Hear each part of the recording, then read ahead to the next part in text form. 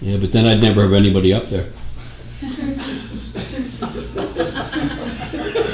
see, you thought this whole thing was a sufficient condition. It's necessary. You get them before they take the LSAT, you know?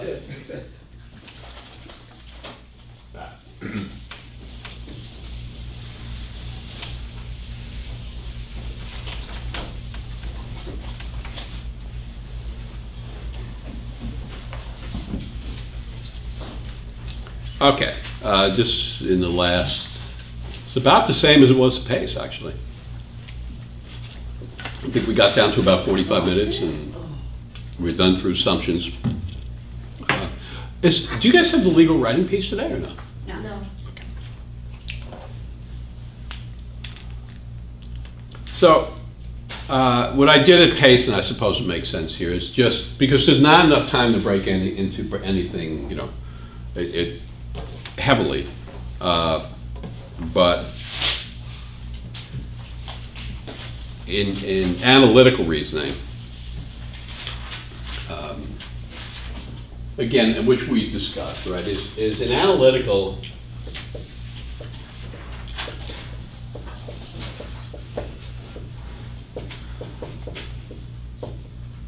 it's just stop, if I can just get you to see the big picture, right?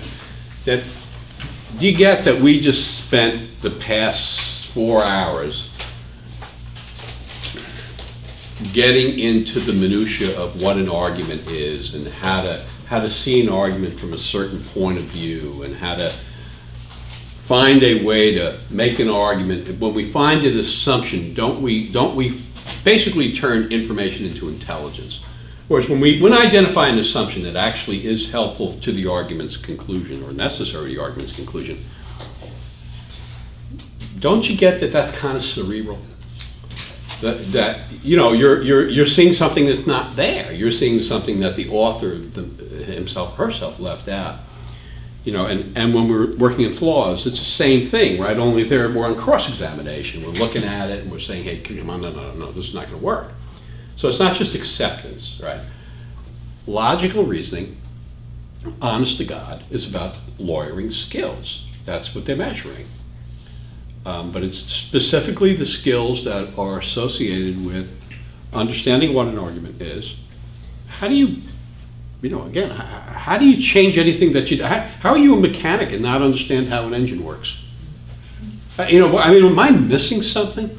So you guys want to be lawyers, but what? You don't want to understand how arguments work. And it's not possible, you know. So do you get the purpose of logical reasoning is to get you into what I consider the actual lawyering skills.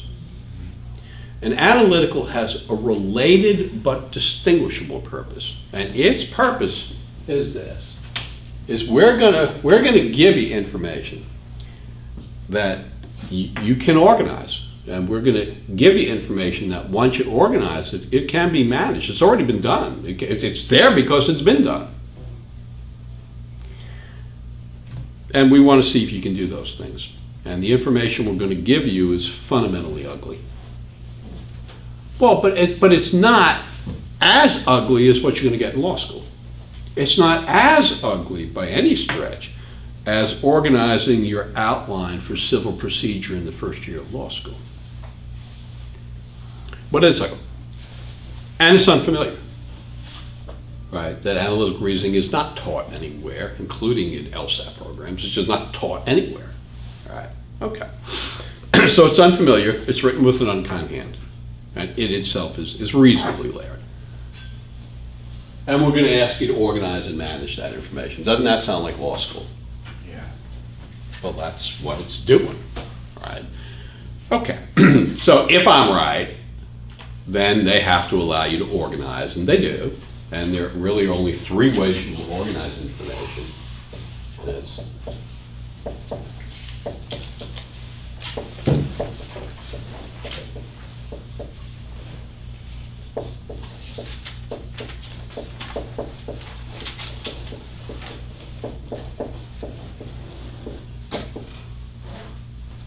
again, I don't want to, because I know I've touched on this. When we ask you to organize in a linear format, we're just asking you to schedule stuff. There's just no way to be a lawyer. So a linear format says we're either going left, right, or we're going in order. So you're going to see the word order, you're going to see the word consecutive, you're going to see the word sequence, you're going to see the term days of the week. You're going to see before and after. Isn't before to the left and after to the right? It's as straightforward as identifying a flaw question in logical reasoning. It's as straightforward as identifying an assumption question, a weakening question. It is as straightforward. No one is trying to trick you. Right? We either want you to organize left to right by order, or we want you to organize by the principle of attribution or assignment, right? Meaning, okay, it's not order, it's now I belong to a category of things, right? And you need to file the category. So in real life, again, I may want to schedule people, but I might want to bring one case in the federal, I may have a mail fraud case. Which means I can bring the cases in any of the federal district courts that are involved. So I may want to bring a case against defendant Smith in Philadelphia. I may want to bring the case against defendant Jones in Cincinnati. I may want to bring the case against defendant Thompson in New York. Don't I now have to remember where I'm bringing the case and against whom? And isn't that different from scheduling the case? Oh, well, that's what you're getting tested on. Now, if you couldn't do that, would you agree with me this would be a rough ride? So there's nothing, again, there's not, it's not cerebral. You got to be able to do this, right? So the primary ways they test is we'll give you information about ordering, and yeah, we'll make it sound like it's unrelated to law. So we'll give you 7 cars, and maybe it'll be a parade, and the cars will be in some order, right? So it's a game. Okay, well, it's not a game, all right? Because those 7 cars represent 7 defendants, and that order represents the order in which you're going to produce witnesses for trial. Now, if the cars are, well, maybe the vehicles. And maybe the vehicles can be sanitation vehicles, police vehicles, or fire vehicles. Wouldn't it be fair to say now the vehicle not only has to be ordered, but has to be assigned to a group? How's that different from my ordering defendant Jones to be tried third and saying that we have to try defendant Jones in Cincinnati? How's that any different? It's not any different. It's not any different. And then you'll see the constraint. Even the constraints are like in real life. Like in real life, the constraint may be, if I bring a case against Toledo, I'm going to have to bring a case against Dayton. 2 guys just happen to come from Ohio. All right. So I have these 2 guys, right? Toledo and Dayton, and they're implicating one another. But since they're implicating one another, I can't try them together. So wouldn't it be fair to say I would be working with a constraint that says D cannot be tried in the same court with T? Well, doesn't that sound like a constraint on the outside? Only it's going to be about cars, and they're going to say to you, the blue car cannot run at the same racetrack as the green car, and so it becomes a game, right? It's not a game. It is testing a fundamental skill you absolutely have to have, right? But they have to allow you to organize, because if they don't allow you to organize, then it's like raindrops. There's like no rhyme or reason to this. One could fall any place at any time and be indistinguishable. And that's not going to reward anyone, because that's not law school. You will live or die in law school in your ability to organize and to manage. You will live and or die in the practice of law in those same 2 principles. So those are dominant, and so I'm not going to do those today because those are dominant, and those really require us to say, you know what, and we'll start that next week. Let's get into understanding how to recognize linear hypotheticals, assignment hypotheticals, and manage information. The third area, which we'll touch on, just because it kind of feeds on what we were talking about, it's all if-then statements. So it at least follows that. And it doesn't matter what you call it. I call it pure conditional. You can call it meatballs.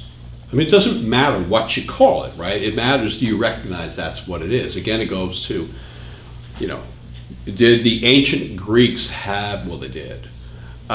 Did cavemen have a word for ethics? Probably not.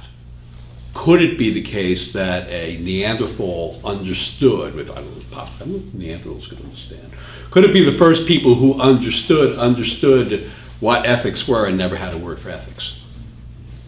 So concepts are concepts.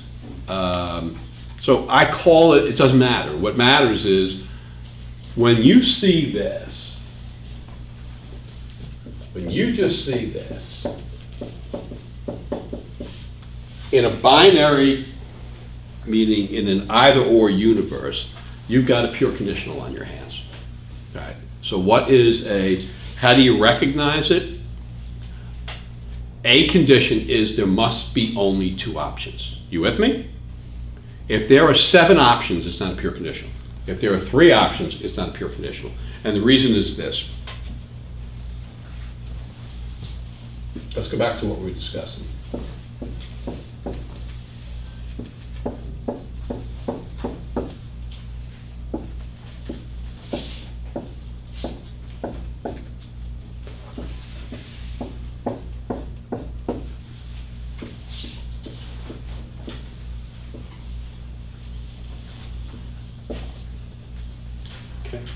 You're given a statement, that's an if-then statement. If H is 2, then J is 6. Now, just go on what we covered it. Let's talk about, you have 7 possibilities here. So it's an if-then statement in a universe containing more than 2 possibilities. That's what this is. Okay. So if we affirm the antecedent, right? So H is 2, what can you guys tell me about J? 6. So if H is 2, J is 6.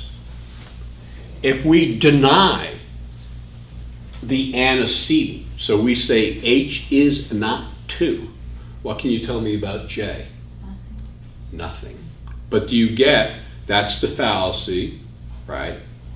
Of the negation of the antecedent, right? And that person who's not careful with that is going to say, oh, well, if H isn't 2, then J can't be 6. And they are wrong. They are engaging in the fallacy of the negation of the antecedent. Do you guys see it? But this is when there were multiple universes. So if we say H is 3,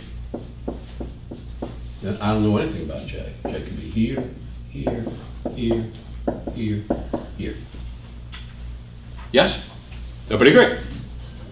Okay. But do you get we need to work on both levels, the abstract level and then the concrete level.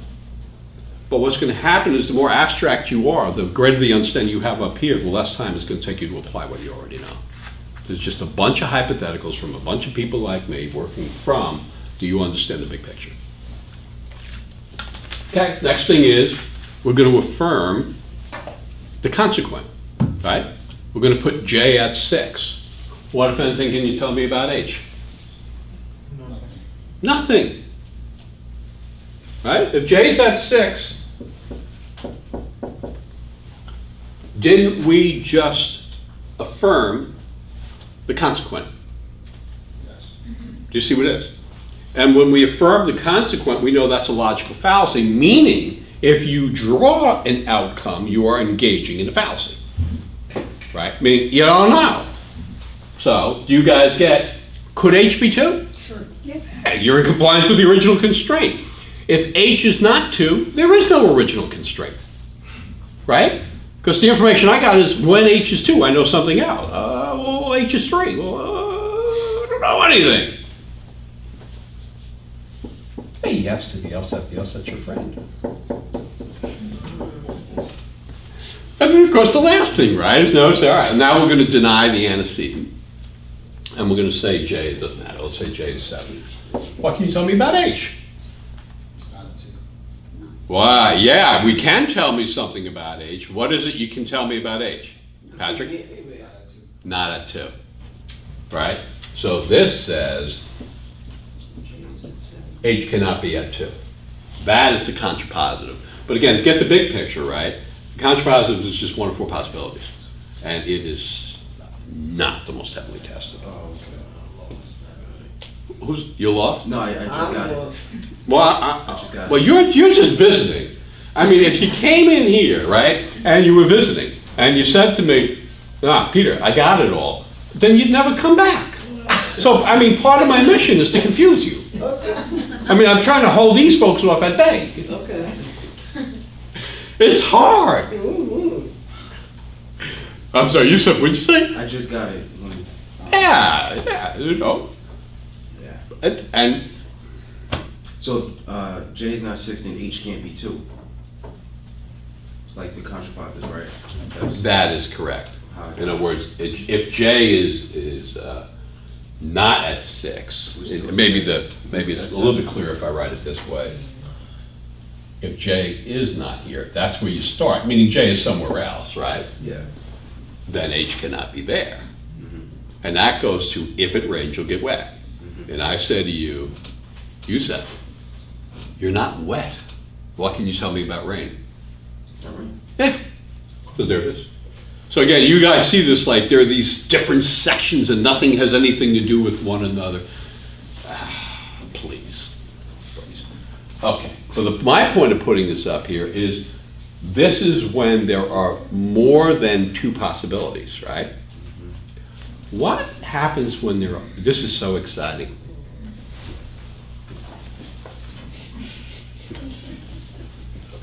This is so exciting. Wait till you see this. No, really.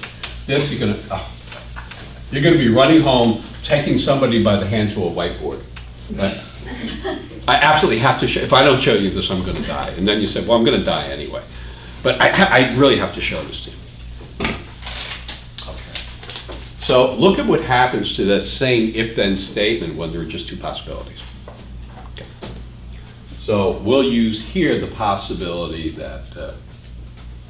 So use the same one as yesterday. Well, how do you do it?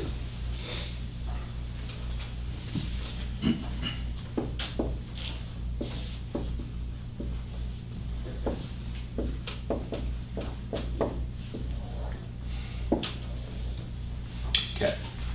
So now there aren't 7 possibilities. Now the hypothetical is there are 7 law school students, right? Each of the 7 attends exactly one of 2 law schools, either Toro Law Center or Pace Law School. Each attends according to the following conditions. That is a pure conditional. You get it? It's 2. Can't be 3, it can't be 4, it's 2. Conceptually, the rules that apply change once you bring it down to 2. Okay. Now, if-then statements become much more powerful. So we'll start with the first if-then, which is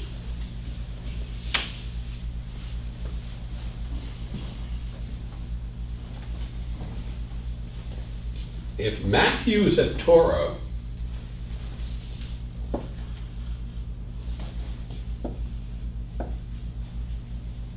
then John is at Pace.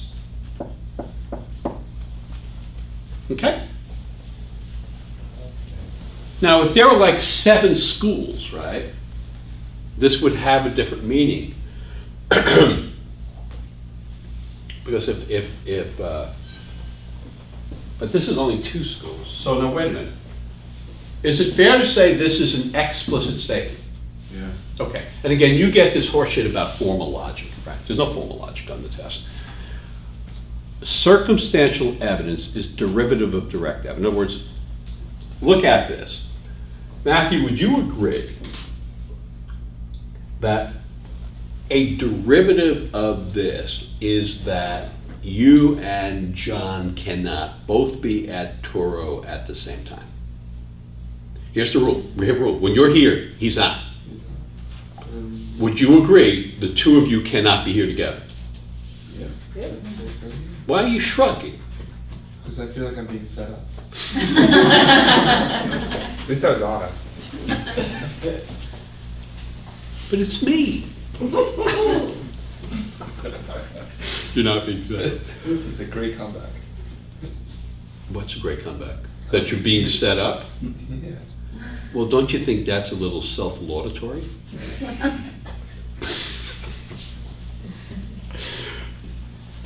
So, what I'm trying to get at is this is driven on circumstantial evidence, right? That they give you a direct proposition. Okay, so Matthew, you're here, John's at Pace.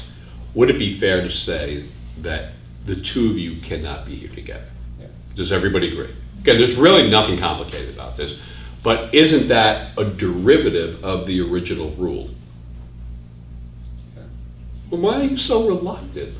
Do you want me to call for pizza or something? I mean, what are you so reluctant for? I said yeah. Yeah, get on, it's okay, get on the bus. It's gonna be a safe drive. But I need you to see that, because they're gonna give you an explicit constraint, right? But they're not gonna test you on the explicit constraint. They're gonna test you on the circumstantial evidence that flows from the explicit constraint. It's so cool. So, first things first, does everybody agree you guys can't be here together? Yeah. All right, so John, if you come to Toro, what's gotta happen to Matthew? No, what's gotta happen to him? You don't know? We have a constraint. When he's here, you're at Pace, right? Okay. So if you come up here, if you're here, where does he gotta be? Anywhere else. Not anywhere else. Well, when you say anywhere else, there are only two places. Yes. But you want to say you don't know because you're back in, there were 7 possibilities. Yeah, there's only- That's the difference in this world, right? That there are only 2. Do you see it? So is it fair to say, if you were here, now this doesn't say you can't be here, right? Correct. Does this say you can't be here? When can't you be here? If he's there. Yeah, yeah, but does he have to be there? No. No. So you can be here, but if you're here, what if anything do we know about Matthew? He can't be there. And therefore he's where? Pace. Bingo. And that's the difference. You see that when you had the 7, you couldn't say where the other one was. In this universe, you most certainly can. Now, isn't that yet another derivative of the original constraint? Talk to me. Yeah.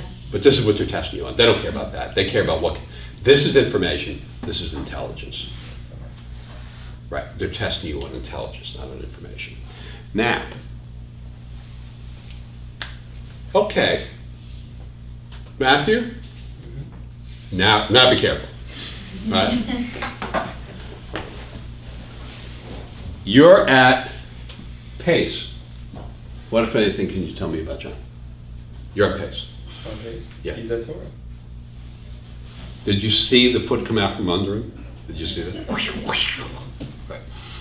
Well, he could be. Does he have to be? Well, then why did you say that? Now you say no. Seemed like the right thing to say. Seems like it. Yeah, be careful when you're dating.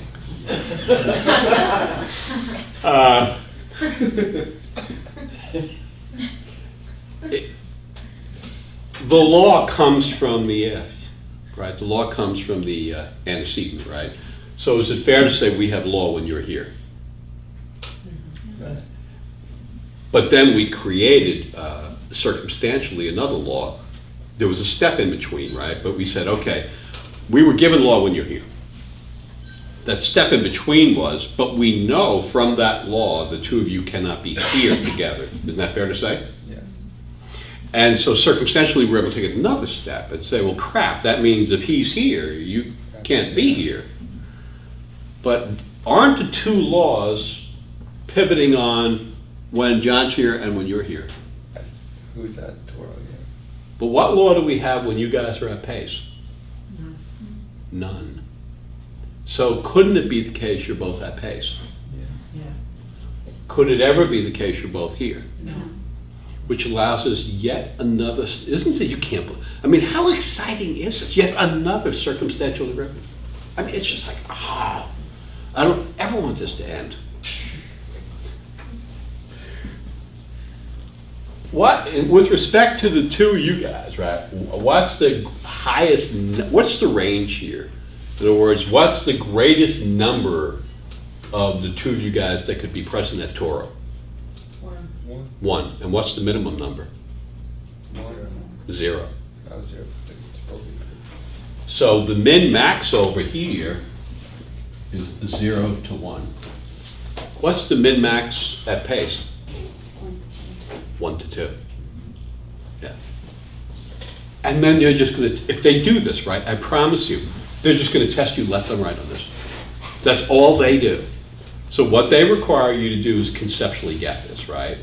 To conceptually understand that an if-then statement in a binary universe is distinguishable from an if-then statement in a non-binary universe. And you don't need any of that bullshit language, right? You just need to say, oh, okay, if I just got 2, the things change. Yeah, they do. They're gonna ask you for minimum maximums.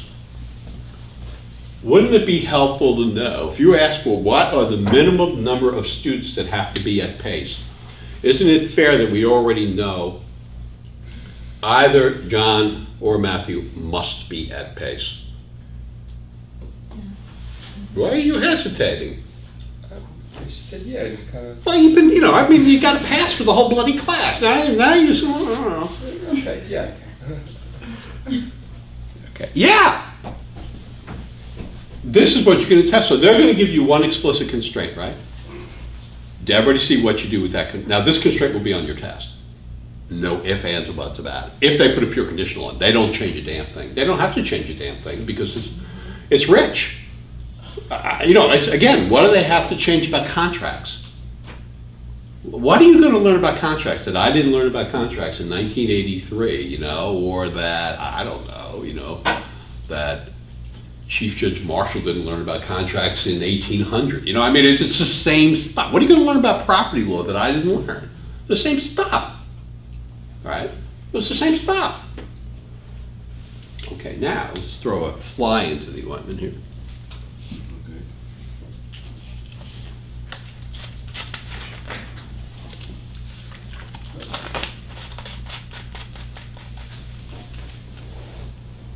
If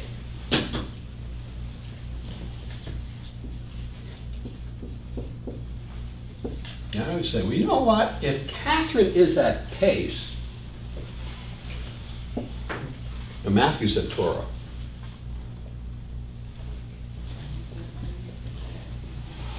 okay. So,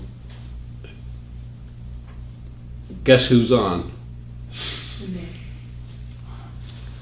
Guess who's still on? Have fun. Oh, wow, where you think you're going? So, if they gave this, would it be fair to say, Catherine, this is in an identical form, just in a different direction? Yeah. So, if you just filed the form, but I much prefer you get it. Again, if we say, if you're at pace, Matthew's at Toro, didn't we also say that you and Matthew cannot both be at pace? Yes. Right, because when you're there, you throw them out. Yeah. Yes. From which we can infer that if Matthew is at pace, where are you? Not there. Why? You playing his card? Okay, which means you're where? Toro. Toro. Because there are only 2 possibilities, right? So we need to speak with precision. And they cannot be at pace at the same time. That's correct. Look at this, she's on fire. You should have seen, here I saw like a little match. This I'm seeing a blowtorch. But do you see, what this means, right, is, okay, one step at a time. This means, oh crap. Then they can't be there together. But there was really nothing that would prevent you, other than maybe your LSAT score, from going to pace. And so if you're at pace, Catherine's at Toro. Does this make sense? Yes. And with respect, you see the same rules apply, right? The min-max here is 0 to 1. The min-max here is 1 to 2. And now, all right, you ready, Catherine? Okay. All right, hang on now, because this, people have broken down in tears over this one. Ready? Okay, you, Catherine, are at pace. What, if anything, can you tell me about John? John? Yeah. He may be at pace.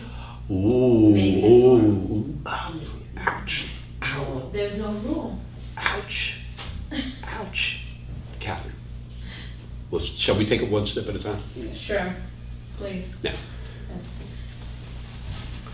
what, if anything, can you tell me if you are at pace? Now, not about any individual, what can you, if you're at pace, what must be true?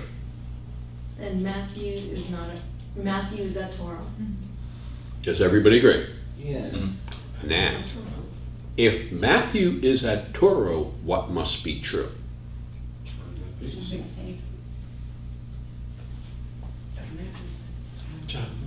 John is also at Toro. I'm sorry, is at pace. I'm sorry. I didn't realize This could be it. This could be my Fred No. Stanford moment. No. Earthworms. She's John is at pace. Earthworms, here I go. No, let me say, he's John's at still pace. there? Yeah. Oh. Yeah, and you see it. Now I see. And it's so cool. I mean, it really is. I don't know how they came up with it. It's very creative. But if you start with, they got to give you a law, right? So if we start with the initial law, now, but you get this was a derivative of the original law. Right. They're so cool because they'll give you this, right? But this is mostly what they're going to test you on, the derivative. Okay, so we know if you're here, now this is no longer, I'm sorry, that if you're here, Matthew's got to be here. Now you get this is no longer hypothetical, right? And then you say, okay, I now know Matthew's here. What, if any, law did I have when Matthew was at Toro? And then you come up and you look for an asterisk, right? Oh, well then, John's over here pace. Yes? Say yes to the LSAT loves you.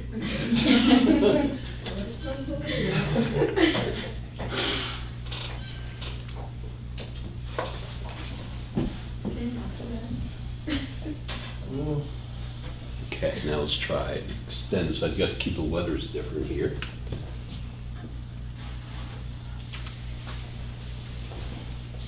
But I have to keep them connected.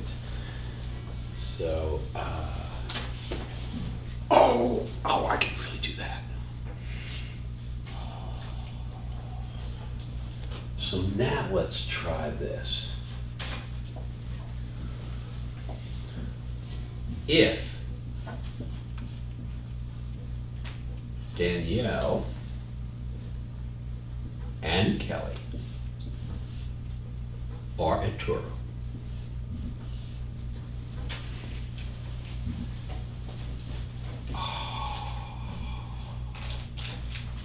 then so is Matthew. Okay? Shall we order pizza and just keep going? And again, this is going to show up, right? Okay. So now we have this. Now we need both Kelly and Danielle. Okay.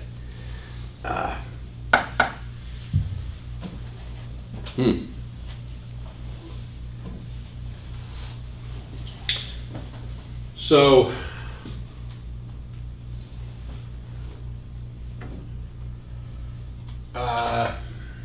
Kelly, I know you've been waiting. You're going to have help on the other side of the room in no time. Kelly, you really would prefer, I mean, it's not that you don't like Matthew, but you really, you more traffic on the road getting out. Where are you, Toro? So you want him, you really would prefer to get him at pace. If we have a rule that says, when you and Danielle are at Toro, Matthew is at Toro, right? don't you need him there? What would happen if he went to Pace? What would happen? Can you tell me what would happen? He's not there. Now you have this rule, right? And it says that when you and Danielle are there, when you both are there, he's there. You both you're both here, right? And you say, and you saw most of this class he's been absent, right? You looked at the son of a bitch, you said he's absent. What does that mean for you two guys? He's not there. You're both here, right? And we have a law, and the law is when the both of you are here, he's here, right? He ain't here. He flipped you the bird, he went up the Pace. He's with Danielle. What does that say? What do we do about this situation? Would you agree you both cannot be here? Talk to me, Kelly, Danielle. Would you agree? Yes. Then how do we resolve this conundrum? How are we going to resolve this so we're still in compliance? Because he's up at Pace. Well, me or Kelly would have to be at Pace. Could you both be there? We could both be there. Bingo. Got it. Yes. Yes. This turns into, again, the explicit rule, by and large, you're not going to be tested on. Do you get the condition if Matthew is at Pace, you guys get it is absolutely impossible for both Danielle and Kelly to be at Toro. Do you get that? It's impossible. Does that mean it's impossible for Danielle to be at Toro? No. Does that mean it's impossible for Kelly to be at Toro? So it's a package, it's just they come with him. Right. Right. It's impossible for this condition to exist. And this is the contrapositive, right? Because what you're saying is negate. If you negate, you can't have, if M's absent, this can't be present, right? But this isn't present when only one member's there. So it doesn't matter which member, but this says you're both there. So doesn't this mean that if Matthew is at Pace, then Danielle, or Kelly, or both, must be at Pace? Talk to me. Because that constraint's going to be on your test. The exact same bloody constraint. Not the same letters unless I've guessed them. The same bloody constraint. Now, so Danielle, we know you're at Pace.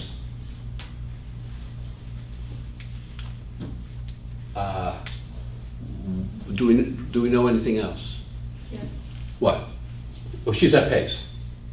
What else do we know? Did that tell us anything? Just here. Yes.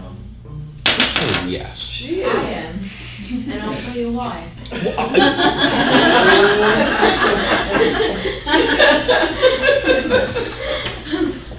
I just want to understand, if she's at Pace, then that means that Matthew has to be there. Does it? Channel say. No.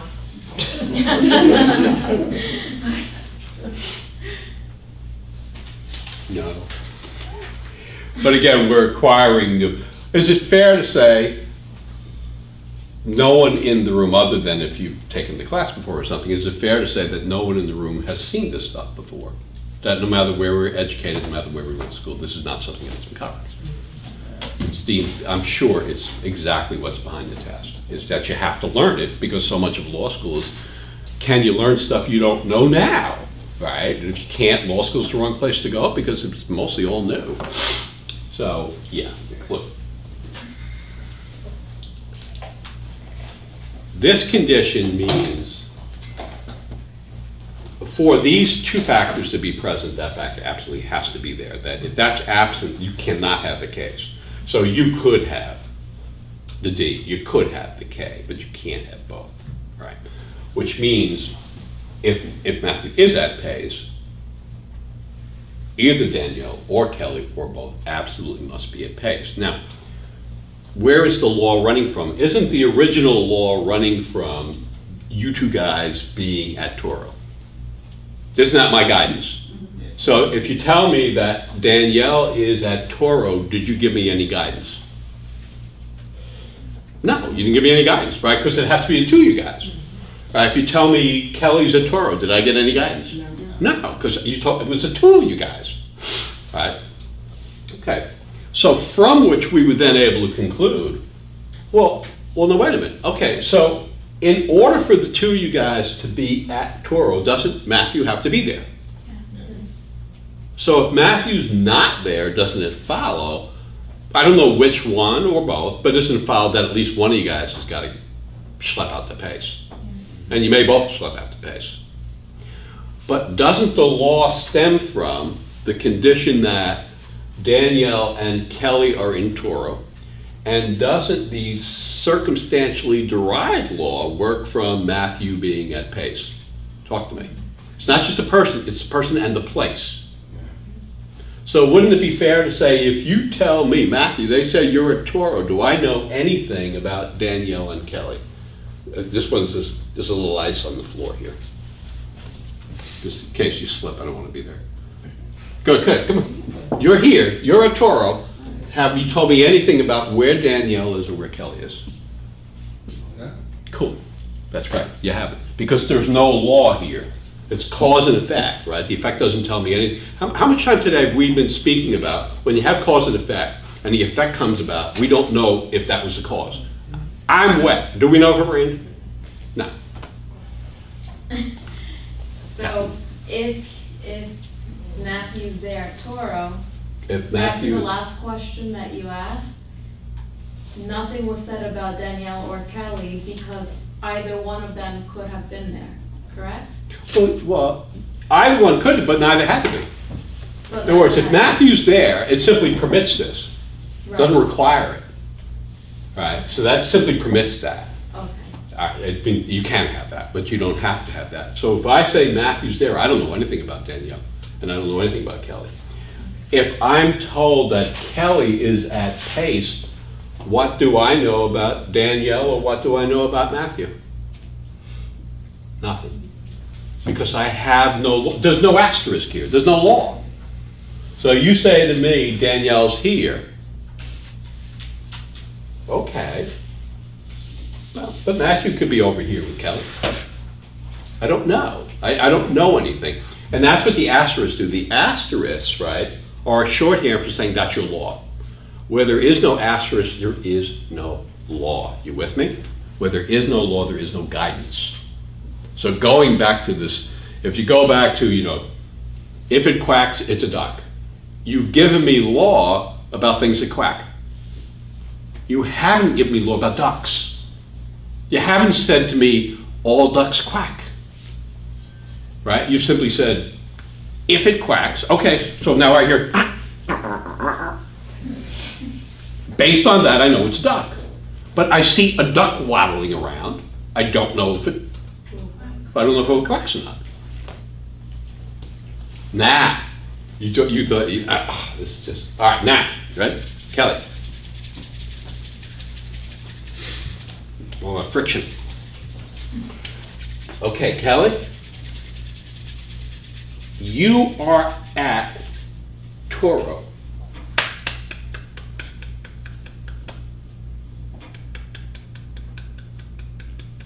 No, I don't want to do that to you. Let me change that. Matthew.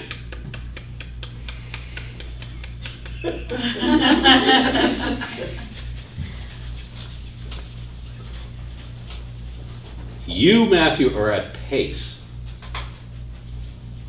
Can you tell me, anyway, can you tell me anything about the alignment of other people other than that D or K or both must be here?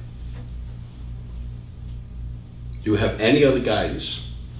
Oh, using the up stuff too, not just D and K? Yeah, Everyone? yeah, but what this would establish is, this would place you at pace. We say, okay, you're at pace. So, And would it be fair to say we know that one or two or both of these folks will be there, yes? Would you know anything else from this? yeah, well, if I'm at pace, John's at Toro. If you're at pace, Oh, correct, right, you're coming up here. Yeah, do you want me to use these? That's fine, Oh, absolutely, okay, yes. yeah, I didn't know if we were doing the whole thing or just. That's fine. All right, yeah, so John's a Toro, C's a Toro, but I don't know anything else about Dean. Yeah, and that's right, you know. Yeah. You would know here, if we say, I'd be able to use the old laws, but I can't tell anything else from the bottom parts. well, we placed you at pace, right? Catherine, is it too? Yeah. But did we place you at pace? Yes, you just, But didn't you then say that John's a Toro? yes, And on what basis did you conclude that? our previous law Well, that we established. are you referring to the first constraint? Yes, And so are you directing my attention here? yes.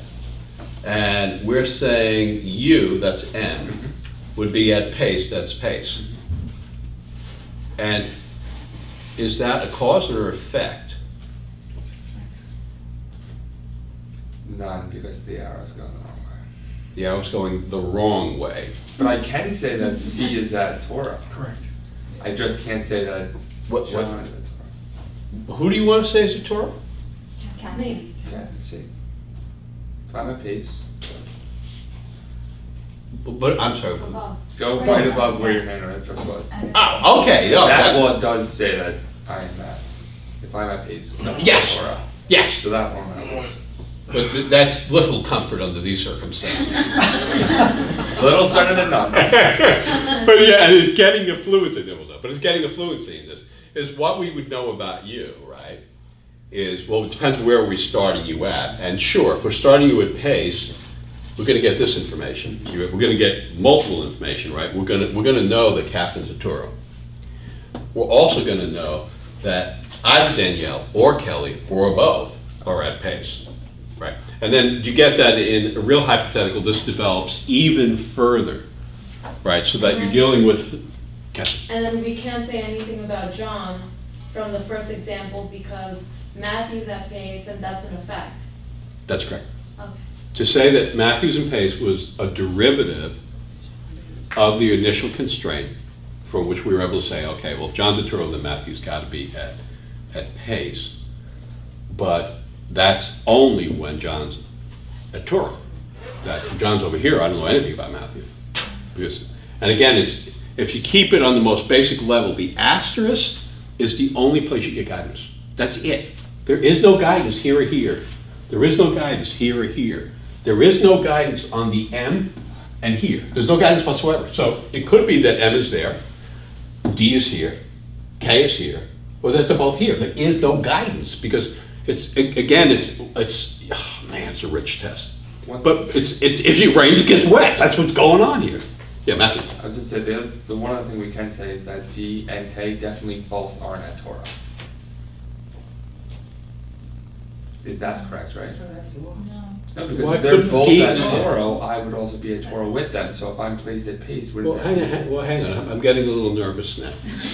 Maybe I'm just over it going crazy. Easy does it. Easy does it. Now, would it be fair to say you're directing me to this constraint? Yeah. Okay, then I just need to work it out. I just made this up, so I don't know how it's going to turn out. Yeah. It's like Simbeti. You remember Simbeti? We didn't know how it was going to turn out. That's how we brought Well, isn't that lower because the actress is there? the That's what I'm film to the people of Senegal. So if we have D and K, Yeah. They're both. You're there! I'm there. all right, you're there. You don't want to be there? Move on in life. Go to Okay, pace. and then you say, well, what does that tell me? Well, that tells me you just threw John the hell out. All right, so John's over here at pace, and it dies. So what's your problem? Yeah, I think- Do you see? I see it now, yeah. Yeah, and it's becoming fluent, and you get it? You're not supposed. What does a person do who doesn't prepare for this? Who cares what your GPA is? Right? Who cares what you've done for? You gotta learn. I love the test, right? Because you've actually got to learn it, and that's what you gotta do in law school. So we'll spend way more. I just kind of wanted to break the ground for a pure conditional, and to continue on that. How important is if then on this test? And again, not that you need to know those terms, but the antecedent consequent denial affirmance of it's very, very important, though you don't need those terms. But conceptually you need it. So We done? I don't know, you tell us. That's not my choice. You're right, you're off duty for a The while. last one. So in terms of the week, enjoy whatever it is you celebrate, that's primary. If you are going to be arrested for DWI, we suggest you out to the North Fork. If you know the judge. Didn't call me. So just easy, enjoy the week, and then, sure, brief the assumption questions, brief the assumption questions, continue briefing the floor. If you brief the assumption questions and you brief the floor questions and you don't rush, you're gonna see what they want from you. And just keep in mind, I'm an advocate, right? I'm not an agnostic, I'm an advocate. Unless you're an advocate for agnostics, you're not an agnostic, right? Meaning you have a point of view, right? And okay, and then other than that, that's fine. Just do those two. We'll come back next week. We'll do lots of this. Have a, again, wonderful whatever it is you celebrate. And I will see you next week. It is Thursday. You, I thought isn't it the Christmas holiday or something? isn't it the There's no holiday in law. Oh, Did you say, isn't it the Christmas holiday?